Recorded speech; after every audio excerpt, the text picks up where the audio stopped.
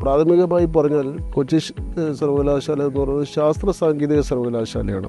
കോഴ്സുകളുടെ യുണീക്ക്നെസ്സും വൈവിധ്യമാർന്ന കോഴ്സുകളാണ് സർവകലാശാലയിലെ പല ഡിപ്പാർട്ട്മെൻറ്റുകളും ഓഫർ ചെയ്യുന്നത്. ഉദാഹരണത്തിന് മറൈൻ ബയോളജി, കെമിക്കൽ ഓഷനോഗ്രഫി, അതുപോലെ തന്നെ ഇൻഡസ്ട്രിയൽ ഫിഷറീസ്, ഫിസിക്സ്, കെമിസ്ട്രി.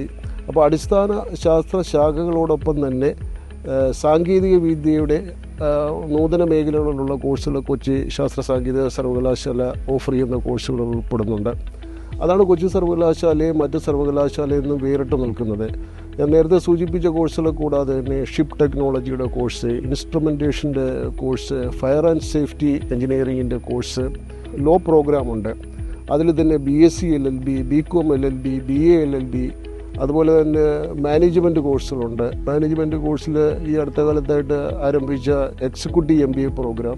ഇങ്ങനെ വിവിധ വൈവിധ്യമാർന്ന കോഴ്സുകളാണ് ശരിക്കും പറഞ്ഞു കഴിഞ്ഞാൽ മറ്റ് സർവകലാശാലകളിൽ നിന്നും കൊച്ചി ശാസ്ത്ര സാങ്കേതിക സർവകലാശാലയെ മാറ്റി നിർത്തുന്നത്.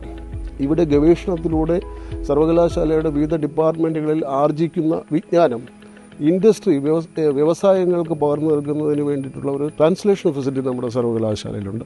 മറ്റ് സർവകലാശാലകളുടെ പ്രവർത്തന രീതിയിൽ നിന്നും വളരെ വ്യത്യസ്തമായി ഒരു യുണീക്കായിട്ടുള്ള ഒരു അപ്രോച്ചാണ് കൊച്ചി ശാസ്ത്ര സാങ്കേതിക സർവകലാശാലയ്ക്കുള്ളത്.